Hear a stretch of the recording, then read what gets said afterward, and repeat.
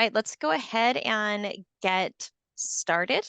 My name is Amanda Taintor. I am the faculty coordinator of instructional design and outcomes at Reedley College, and I'll let Sarah, my co-presenter, introduce herself. Hi, I'm Sarah Micu, Kershaw, and I'm the OER librarian at Reedley. All right, and so today we are going to be talking about Creative Commons licensing. So of course we use the age-old licensing 101.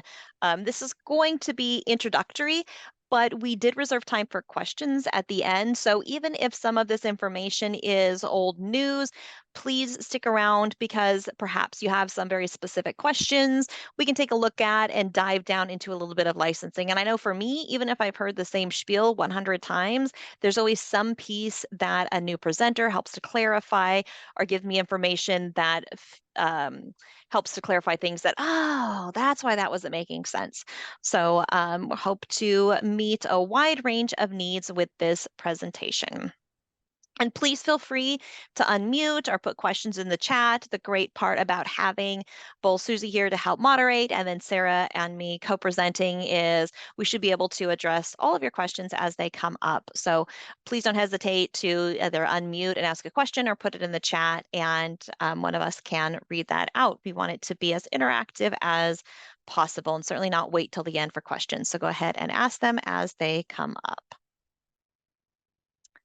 All right, so let's first take a look at what is the difference between looking at a Creative Commons license and a traditional copyright license. One of the things that we like to make sure people understand is when we're talking about a Creative Commons license, it doesn't mean that it's copyright free.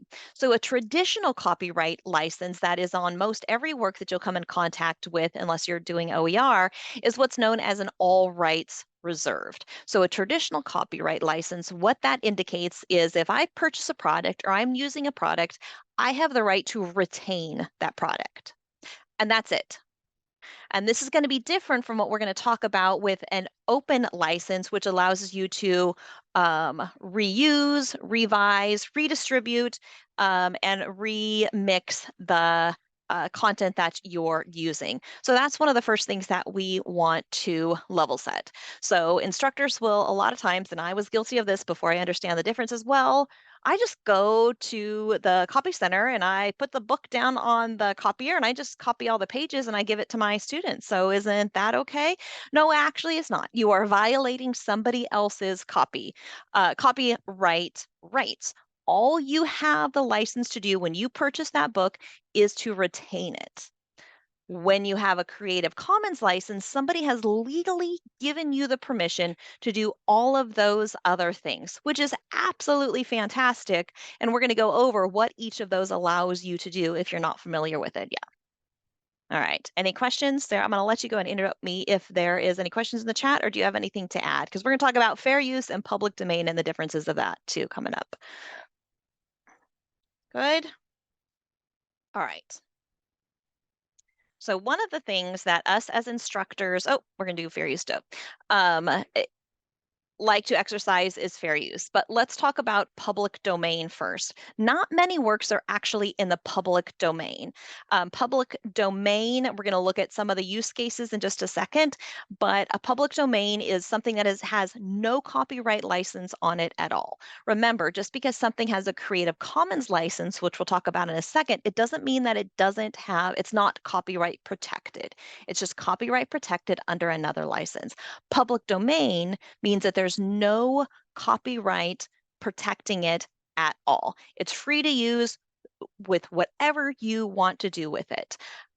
Works in the public domain means that either somebody's intellectual property has expired, been forfeited, or is not applicable. And we're going to go through just a couple of those cases so you understand what makes a work in the public domain.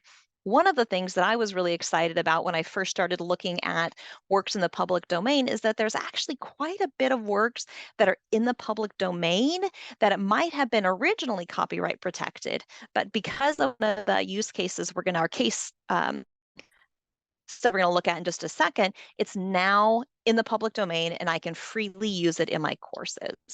So let's look at some quick examples for things that might be in the public domain. So the first use case, and it's going to be the most common and going to have the most wide application, are works that are published in the United States before 1923. This means the copyright has expired. So in other words, if the work was published in the US before January 1st, 1923, you can use it without permission. The copyright has completely expired. So that's why a lot of times if you are doing OER work, January 1st is known as Public Domain Day. And you can find lots of different places on the web that on that January 1st, it lists all of the different content that's in the public domain. I think it was either last year or the year before, Winnie the Pooh went in the public domain. This is also why you see a lot of different iterations of books like Cinderella, because that's in the public domain. Disney loves using things in the public domain because they can. There's no copyright protection. They don't have to buy the rights to it. Copyright has expired. So they get to use it for absolute free, just like you can, just like another studio can. So anything that is created before January 1st, 1923 is in the public domain. And of course, that's going to change every single year. Case two, the copyright owner failed to follow a copyright renewal rules. Now, this only applies to a very small subset. So I don't want you to think that people have to renew copyright all the time. So thousands of works published in the United States before 1964 fell into the public domain because the copyright was not removed in time under the law that was in effect then. So this is the law that was in effect then. Now the law is different. If a work was first published before 1964, the owner had to file a renew for the Copyright Office during the 28th year after publication. So remember, that is not applicable now. That was the law at that time.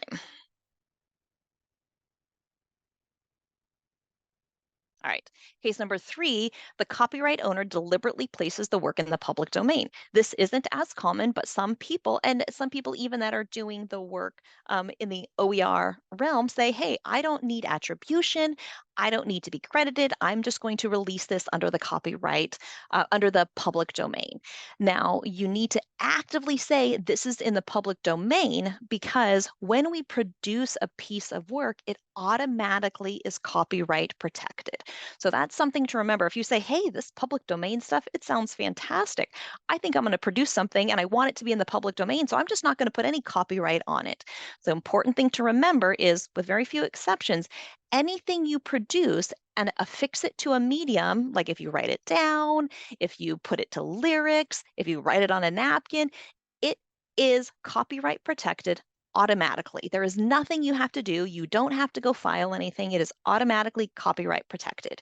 So if you actively want to put something in the public domain, you need to declare it and say it's in the public domain. So that's why it's very few items that are in the public domain, even if the original author intended it to, they didn't specify it on the original work. So it automatically became copyright protected. In the last case, copyright law does not protect certain works. So short phrases like show me the money is not copyright protected, or beam me up are not protected under copyright laws. This gets super fuzzy. So it's best not to rely entirely on something like short phrases, because what is short? Of course, that's all subjective. Facts and theories. Here is another thing that can be hotly contested, but some things are facts and they're not under any kind of copyright. So an example on the slide is the fact that a comet will pass by the Earth in 2027 is not protected by copyright. The scientist that discovered that, people don't have to ask his permission to say there's a comet that's going to go by Earth in 2027. The last one is US government works. This also gets a little sticky because there's always the exceptions also.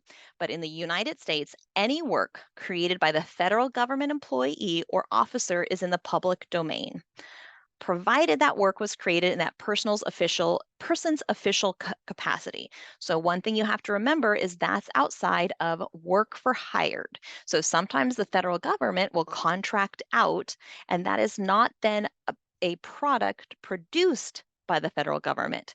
It is a product they hired out, so it can get a little sticky. And we're going to look at some examples as well as where some things that are actually in the public domain have a Creative Commons affixed to it. The state of California has a very similar law to the one that applies to US government works, where almost anything produced by the state of California and a employee of the state of California is also in the public domain. Now, the reason behind this law is that anything produced by a government employee is paid for by who? By our tax dollars. And so, why are we paying for something twice when our tax dollars paid to produce that work in the first place? So again, that gets a little tricky when we're talking about contractors, but that's the reasoning behind it. And it's the reasoning that the state of California has also adopted that.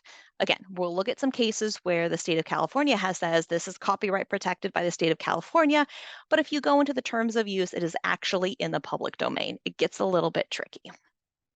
I see the chat has things. Is there any questions I should address, Sarah? Their comment? No, just Okay. introductions. All right. Wonderful. All right. What about fair use? As a community college instructor, this is our favorite thing to hide behind. Maybe not yours, but I know that when I didn't know about OER, I said, oh, it's fair use. Oh, it's fair use. I can use fair use as long as I use 20%. Under 20%, it's fair use, isn't it? And we're going to talk about that's actually a lie. There's no number like that. But there are use cases that fair use are applicable. So here is a very broad test for whether or not something falls in fair use. Now, because we are a non-profit public institution, we have a lot of latitude under fair use versus a for-profit company like Disney. They don't get a lot of slack when it comes to fair use. They can buy something. Um, the first test is purpose and character of use. And this is where we fall under. It's for education. We're using it to make the world a better place rather than I love Disney, so I'm not purposely attacking them, but Disney who's using it to make money. They might say they are using it to make people happy. They are making it to make money. So character of use, we're under a nonprofit education. Again, we have a lot of latitude in that. Nature of the copyrighted work. A fiction piece is more likely to fall under a fair use than a non-fiction piece. If you're talking about someone's autobiography or events that happen, it's less likely to be fair use. Again, highly subjective in their interpretation of that. Amount of work used. Here is the biggest myth that I hear instructors say that as long as it's under 20%, I'm okay. I can use that content. There is absolutely no place in the world that that is a written down law. None, nowhere. It's just something that somebody said 20% sounds reasonable, so I'm going to go ahead and say it's under 20%. However, fair use is a test of it is the percentage of work. If it's a 300-page document and you're using 2 paragraphs of it in your intro to psychology class, then most likely you are okay to use it. Impact of the value of the work used. Are you using it to substitute for an original where the author would be making money of that? So if I'm using something, and this is where it does apply to us, and want to give it to students for free because I don't want to make them buy the textbook, that is the impact on the value of the work used. That means that I am prohibiting somebody from making a living. So the most often used case that we use it as community college instructors is one of the major violations of fair use. One of the issues with fair use is there doesn't become very clear parameters until there is a lawsuit. And when there's a lawsuit is when we know, oh, so I can't use it that way. So my rule of thumb is search for OER first, then look at these 4 caveats and see, okay, are these 4 tests and see, yes, that does make sense. Any questions about fair use? Actually, I do have one. Yep. Several years ago, I consulted someone at the Fresno State Library, where I teach also, and they had said, as long if the book were in the library then up to 15% of it could be used in perpetuity in a classroom, as long as all of the copyright information was provided. So if you scan the page that showed the author and the Library of Congress number and all of that relevant publisher information, then you could use 15% in perpetuity. So did I understand you correctly? I stepped out to get some water. Yes, that is not true. That is not true. No. So Wow. what we try and do, and the librarian had good intentions, because we make up these numbers based on what a lawsuit has said. 15% feels like a safe number, because then, number three, we're not going to be using a large amount of the work. But quite frankly, if that author decides to sue you, there's nothing that you can hold up and say, no, I used only 10%. I'm good. You can't, that's fine. It's fine, right? That's just simply Wow. not true. However, in saying that, we're using it for educational purposes. We are using a lower percentage of the work, and we're giving attribution. So most likely, it is considered fair use. But when we start looking at formulas and trying to apply formulas, it's going to be a slippery slope, and there's nothing that says there is a formula. These are the 4 things and criteria to look at. What we do know based on previous lawsuits is that what's more likely going to be less in your favor is if you're stealing from an artist's ability to make a living, to survive.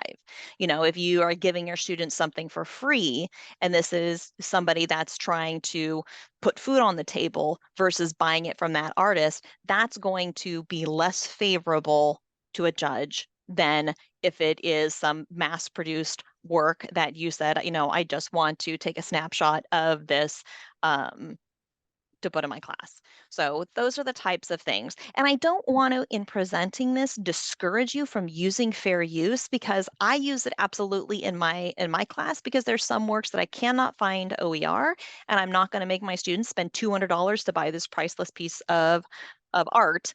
That's not a case for me. I'm a child development instructor. So, but it makes sense that I take a snapshot at a museum and say, here is this piece of work that I'm talking about to my students.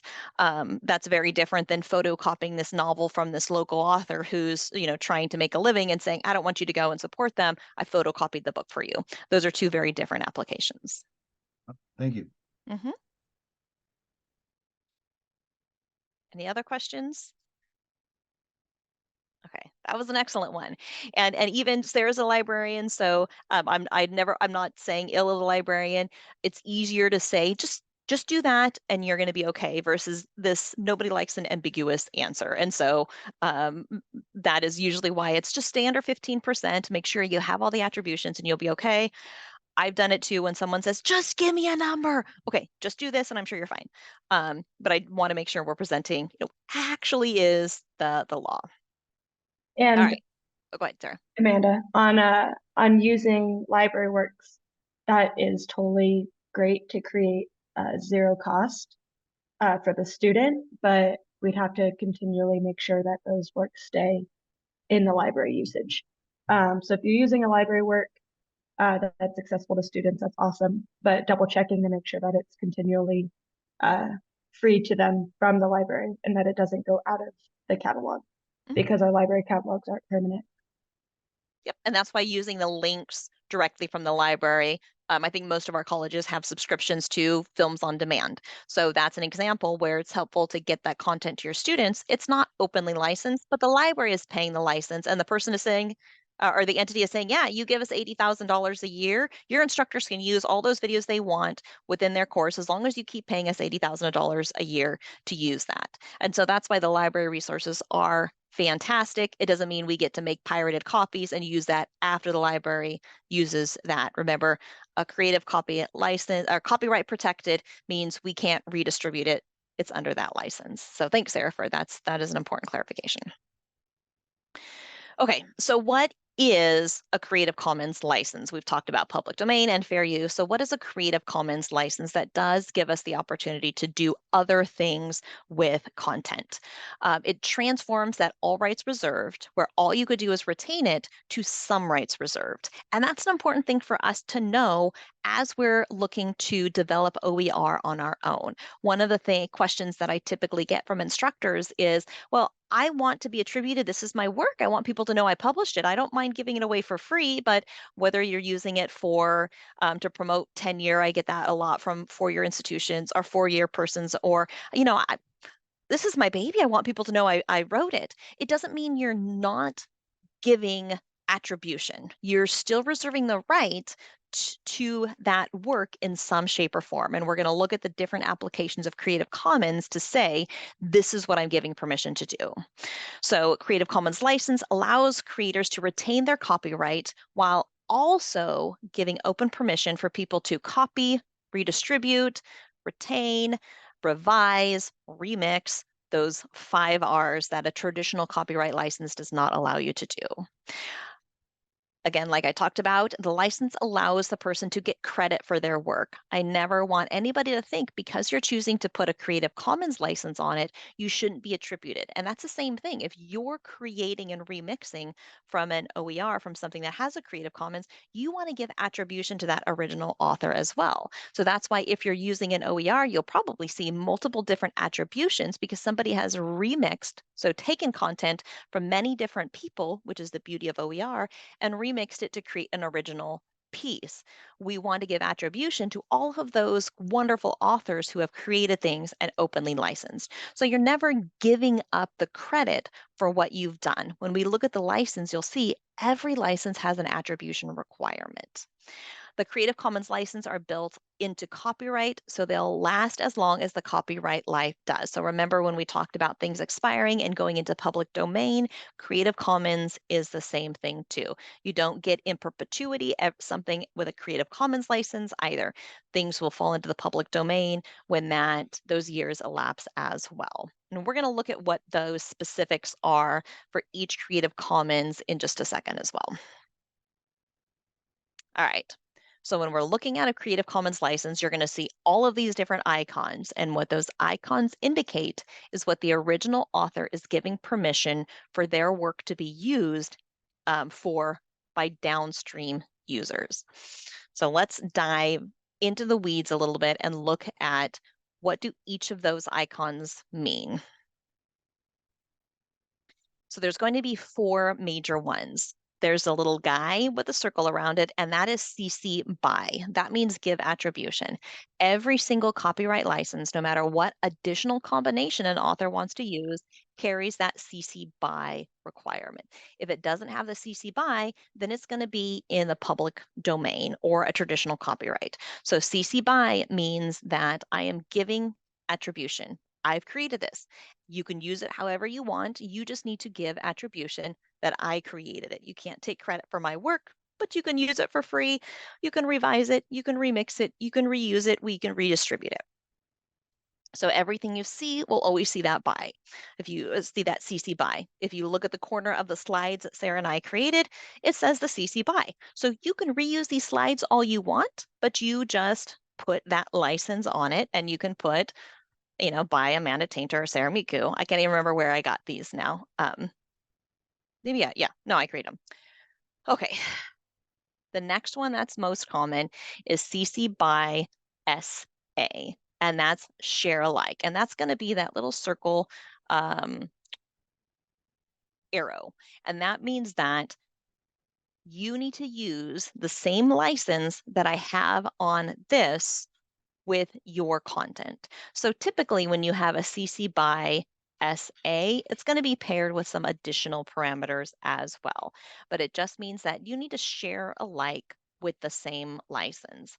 There are a lot of limitations when you put an SA license on it. So for many of us in the field, we discourage using the SA license because then it gets into, but what if part of this had an ND/NC license, but this other one doesn't. Now I got to make sure and keep those separate because they have different licensures. So even though it sounds like it might be a good thing, it also makes it a little bit muddy than just having a traditional CC BY license. The next one is a CCNC, non-commercial, and this is the $ with a slash through it. And it probably is self-explanatory. It means that you can't use this and sell it. And it seems like that's redundant, isn't something that's produced in OER naturally free.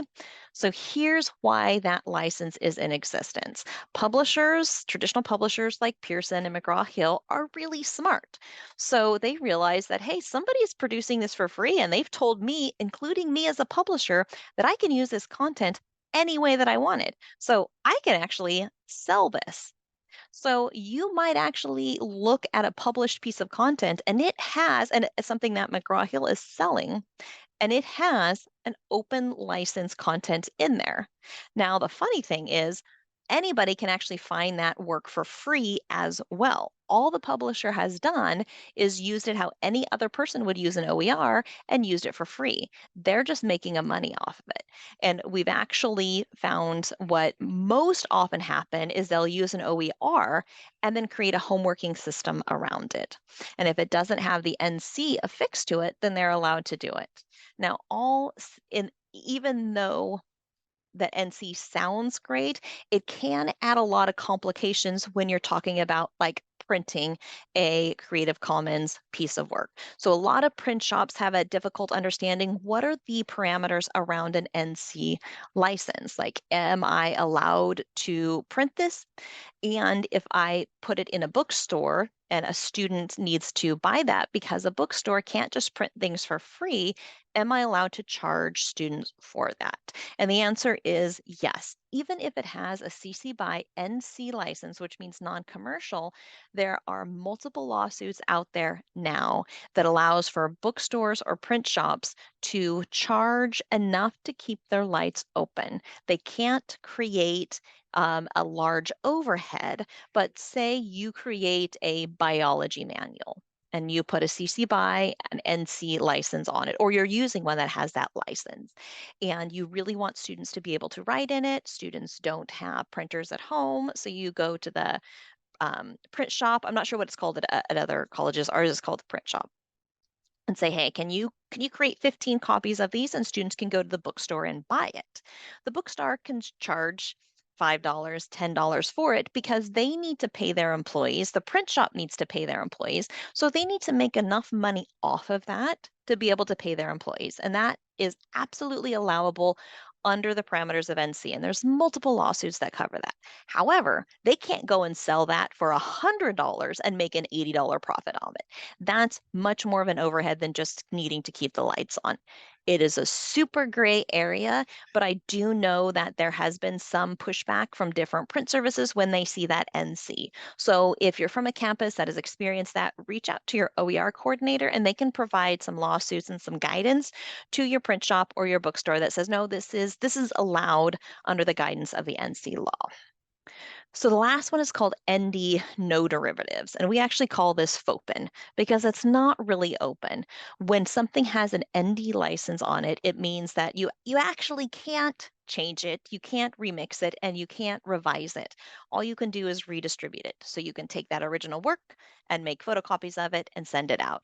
And that really is against the nature of what OER is, because the purpose of an OER is to be able to revise, remix, retain, reuse the content. And an ND license doesn't allow you to do half of those. So why then is it even in the realm of what is possible in the realm of a Creative Commons license? Because if you have something where you're sharing statistics, you might not want to give any permission to change that, because if you produce a statistical graph with a CC BY license, you're actually giving somebody permission to change those. It's unethical, but you haven't said it's illegal to do that. So that's why that ND license is there. It's not used often at all in OER because, again, it's considered more FOPEN. All right, any questions? I know that was a lot of information, and we're going to look at this a little bit more clearly in a second. okay still? All right. So what are the different combinations of these license means? And I know you all can read, but I don't want you to be reading while I'm talking, so because that's just too much for the brain. So I'm going to read what's on there. So a CC BY license. And visually, I also want you to take a look and notice that each one of these combinations all have that CC BY license. And remember, the CC BY license means attribution. So no matter what combination of license you use, you do need to provide that attribution to the of the author. So who was the original work? All right. So if we have a traditional CC BY license that you see on these slides, others may distribute, remix, tweak, build upon a work, even commercially, as long as they credit the original creation. The most accommodating of license, CC BY is recommended for maximum dissemination. And that is what I'll always recommend our authors put on their license. It allows people the most flexibility to use the content. You're still going to get attribution for it, but it's going to give people the most flexibility to use your content and not worry about, did they give me license to do this? It makes it so much easier for your downstream user. So CC BY SA, which is share alike. Others may revise or may remix, tweak, and build upon a work, even for commercial purposes, as long as they credit and license new creations under the identical terms. So if they create a new piece of content, by using your content, they have to put a CC BY SA license on it as well.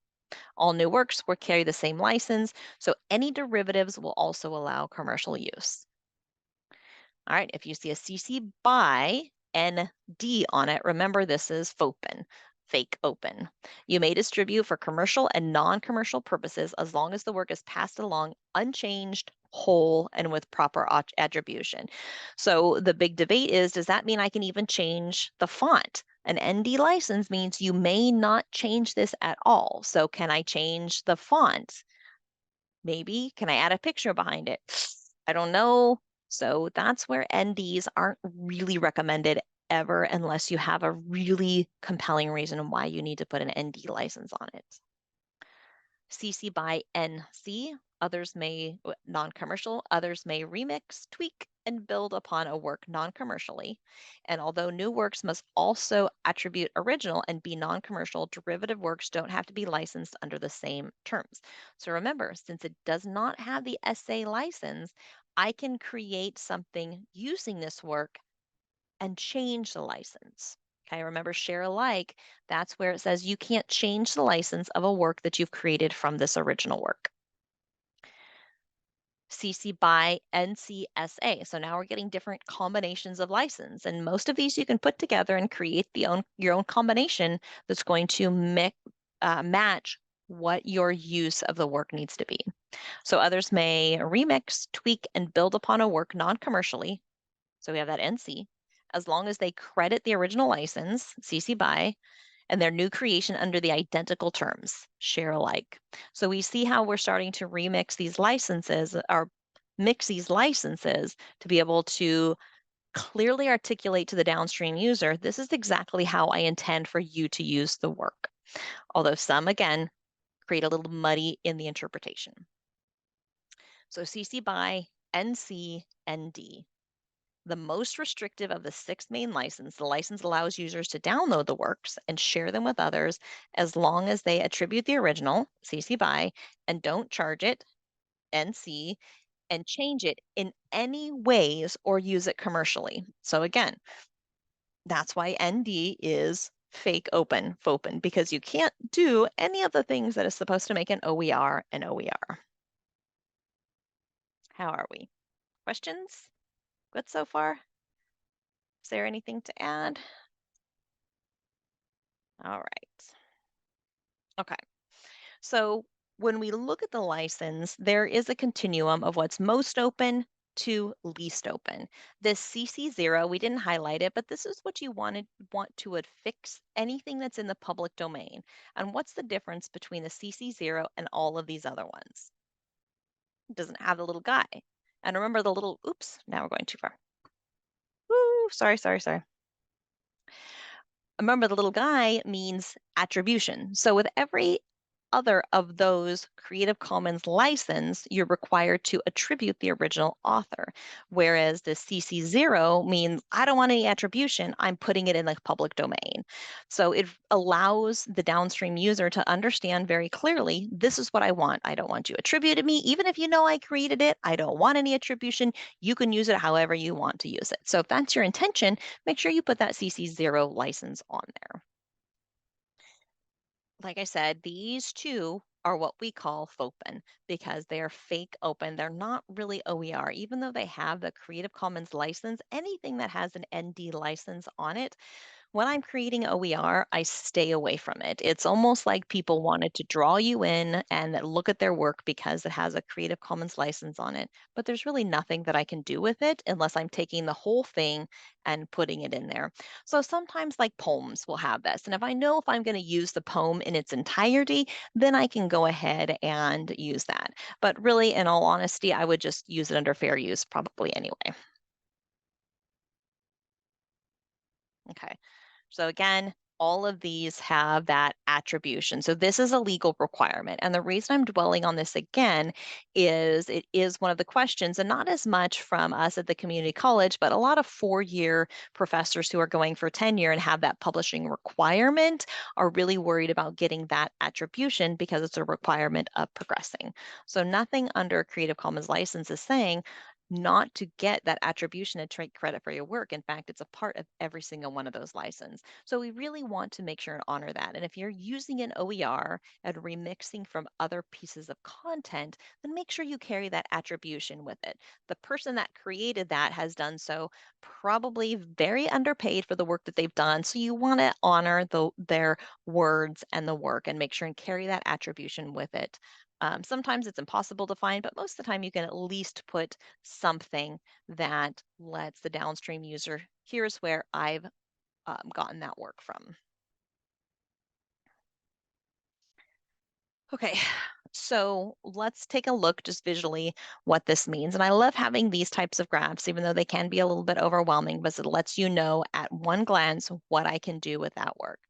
So remember, the public domains means that you can do anything with it, and I don't have to have any attribution. CC BY is the most open license, and it's the one I recommend. You can copy and publish it. You have to give attribution. You can use it for commercial use. You can modify and adapt, and you can change the license. CC BY share alike. You can copy and publish. You need to attribute it. You can use commercial use. You can modify and adapt. However, you cannot change the license. CC BY ND, which is that no derivatives. You can copy and publish, attribute it, commercial use, but you cannot modify or adapt, which to me, that's what an OER is all about. And you can change the license. And so this is where it's super, super weird because I can recreate it and I can change the license so I can make it so it's not an ND. So that's where it gets, well, that's a little bit weird. So most people will put NDSA when they do things. CC BY NC, non-commercial, copy and publish, attribution, can't use it for commercial, modify and adapt, and change the license. CC BY non-commercial and share alike. I can copy and publish. I have to attribute where the work came from. I cannot use it for commercial use, but I can modify and adapt, but I cannot change the license in any way. CC BY NCND, non-commercial, non-derivative. I can copy and publish. I need to attribute it. I cannot use commercial use. I cannot modify and adapt it. So it's fake open. And then I can change the license. Any questions about those combinations? Nope. Good. Okay. So now you have to get your thinking caps on. And Sarah is going to share a couple of websites, I think. Are you ready, Sarah? And Yeah. we're going to look to see if you're able to discern what you can do with that piece of content. You can put it in the chat or you can unmute, but we saved a lot of time to stare awkwardly at the screen if nobody contributes.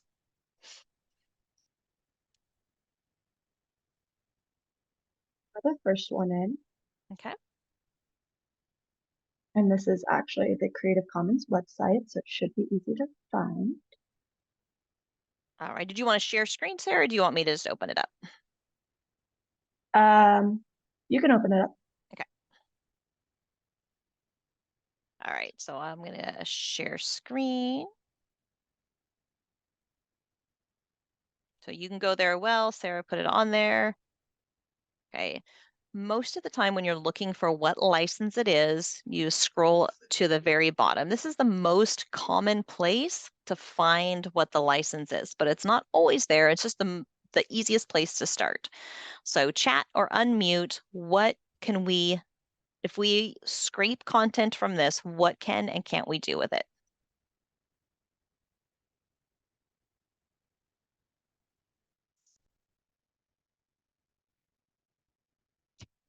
Not anything. We have to do something. Catherine, what do we have to do with it? Perfect. Thanks, Ben. We have to give credit. So because it has this little dude down here, that means that I can anything as long as we give credit. Yeah, I knew that's what you meant, but I was being that really irritating teacher and making you say the whole thing. We can use anything on here, but we have to say where we got it. And most often they'll have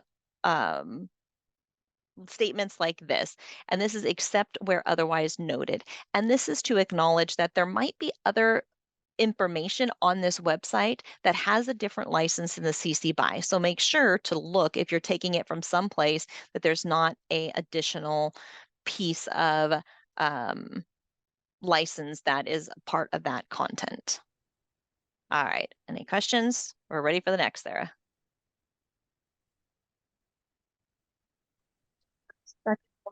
I threw in the Wikipedia page for Reedley College. Okay. Did you put in the chat or did you want to share? I can share. Okay.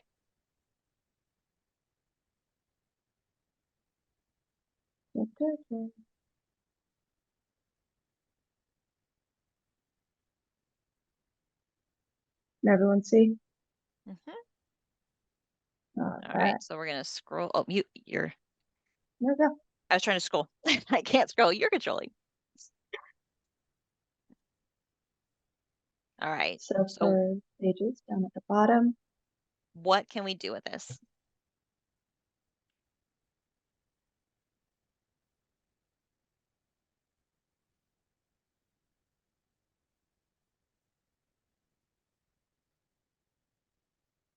Hmm. And sometimes they're not very nice and don't do the cute little icons, and we have to read. Right. So Ben identified that it's Creative Commons SA share alike. So what does that mean? What do I have to do? Actually, it's CC BY share alike because it says Creative Commons attribution and share alike license. So what do we have to do? Anything as long as it has the same license, right? So we have to give attribution and we have to use the same license that's on there. So just attribution then? Attribution and share alike. So we can't change the license. So if we were to use content from here, we have to use a CC BY SA license on it as well.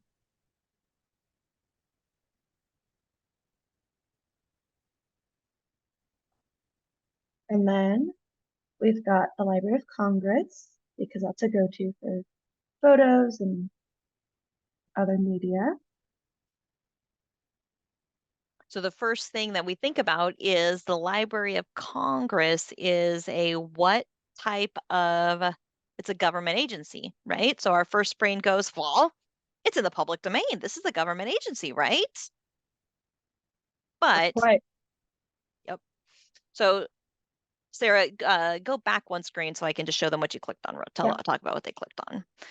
So sometimes you have to do a little bit of hunting, and what you want to look for is either just what Sarah highlighted, rights advisory, terms of use terms, something like that. If you can't immediately find what the license is, then you have to search what they're saying you can use it. And so right there, they made it simple and put rights advisory. So Sarah just clicked on it,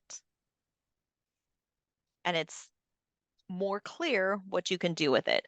So this has a CC BY NC ND license on it. What does that mean?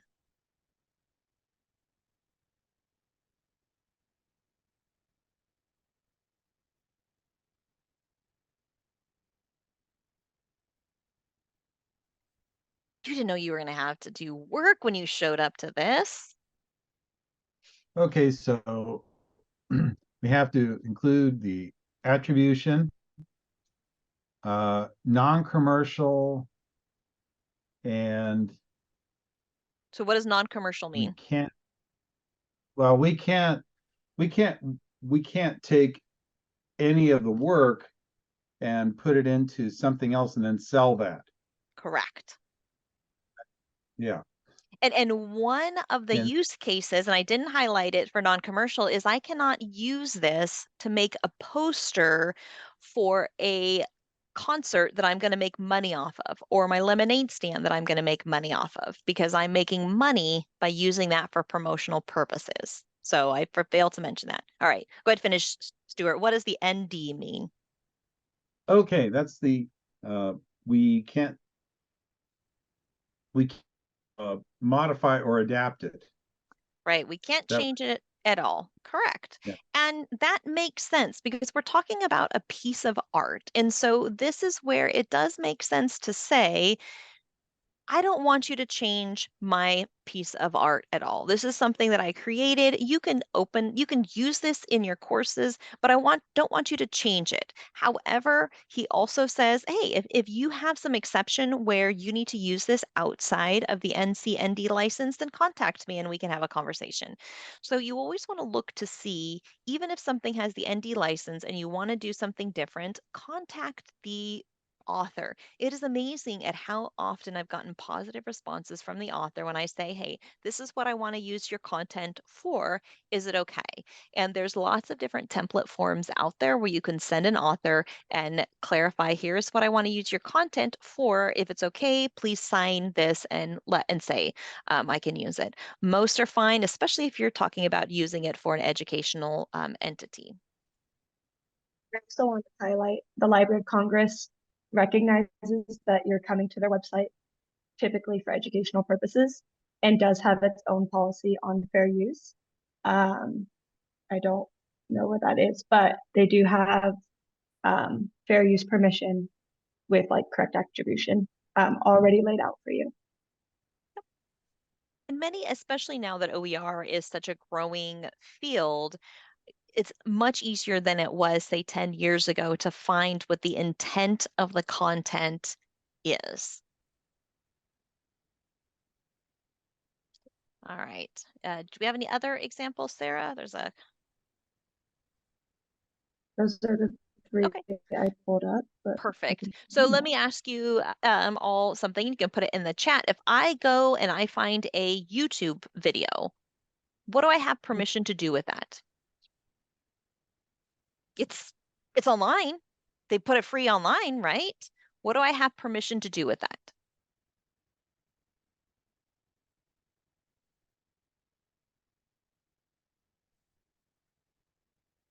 This is where it Hmm. gets tricky, right? So in YouTube, they do have an option for producers to choose a Creative Commons license. However, most don't, but you do want to look to see first if they've given the Creative Commons license. So for most of my stuff, as long as I've remembered, I put a Creative Commons license on it. However, most of the other things on YouTube are there simply to use for free. They've said, yes, I'm putting it here so you can use it for free, but as soon as they created that and affixed it to a tangible medium, meaning they've created the video, it is fully copyright protected. So technically, you can't sit there and take a screencast of it and then divvy it up into little parts and put it into your class. That is technically violating their copyright. Now you can go through the 4 tests of fair use and say, this falls under fair use, so I'm still going to do it. But that's one of the things that can get a little bit confusing if somebody has voluntarily put their um, created works on a free platform such as YouTube. It doesn't mean that you can use it as an OER. It is fully copyright protected unless they've said something about it, about that license. So it is a copyright protected content unless they've changed it and put a Creative Commons license on it. All right, so we have about 10 more minutes. Any other questions? Or Sarah, do you have anything you wanted to add? Yeah, I threw in an example of what that might look like in the chat for TED Talks. All TED Talks are under a CC license. They throw it in the description, and you'll see it is NC and D. So if something does have it, it'll be in the description. Yep. And Scott, to your question, you can make a link to the video and then indicate the timestamp that you're not even using fair use at all, because you're using the video in its entirety. So you're not changing it from the modality that the instructor put it on there. Now, if I go and I play the video and I run like Screencast-O-Matic on it while it's playing, and then I take it and I slice it up and I take that 20-second chunk that I want and put that 20-second chunk in my class, now I'm flirting with fair use. I'm assuming, yes, the PowerPoint will be shared. I will let Master Susie answer that question. As long as you send it to me, Amanda, I could share it. 100% I will. I need to check the accessibility real quick on some of the images, but I'll send it to you within a day. And if I download it into Panopto and archive it, yes, you're using fair use, because then that person has not given you permission to use it that way. If you simply retain it, then technically not, but if you reuse it in any way, then you're using fair use. Again, I'm not saying we can't use fair use at all. We just need to be aware that that's the umbrella we're hiding under. I do it all the time with YouTube videos for just what you articulated. It's called link rot. But I acknowledge I am using this under fair use. And because this is whatever it might be, then I'm putting it in my class, especially if I'm putting it within Canvas where it is underneath or behind a authentication browser and I know only my students are using it. I'm not redistributing it out to the wider world. And that would be where it's those fair use cases of I feel confident using that because only my students are using it for educational purposes. So I don't want you to discourage you. This is just food for thought and making sure you understand. But yeah, link rot is no fun.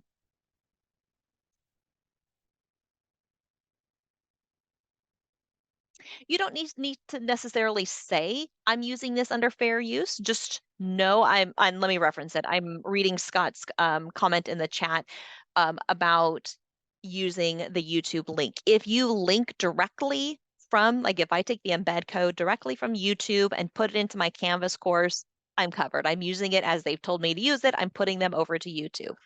If I take and screen capture that with Panopto, then put it in my class, the best thing to use is to put the attribution. This was originally taken from YouTube on this date. Here was the original author. Here was the original link. Then you're helping to cover all the bases. It's still fair use, but you're giving attribution and not saying this was my original content. Here's where I got it from. Here's the date that I got it from. That's best practice. You're welcome.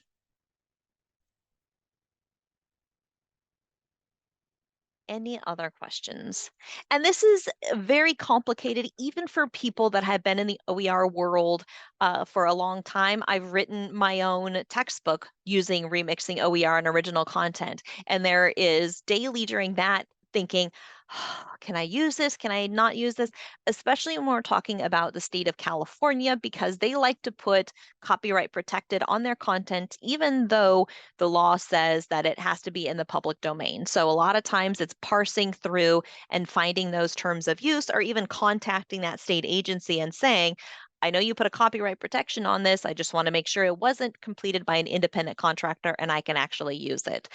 There's a couple of different instances we've run into with the California Department of Education that is just that use case. So again, just like I said earlier, even if something says it's copyright protected, do a little hunting for the terms of use, and don't be afraid to contact the original producer. They might not have even heard about Creative Commons and had no idea it was an option, but that's where you can explain it to them and they can reproduce that content under a Creative Commons license, or just give you permission to use it in whatever context that you are proposing. And each campus has a coordinator. I saw that just got thrown in the chat. Or like for Reedley and OER librarian, if you don't have the time or the manpower to go hunt down a license, we are more than happy to go contact the state of California for you. Thank you, Susie, for putting that in, and Sarah for drawing attention to that. Yes. Yep. It's our jobs. Some of us, we don't get paid to do it, but it's still our jobs, and we would love to.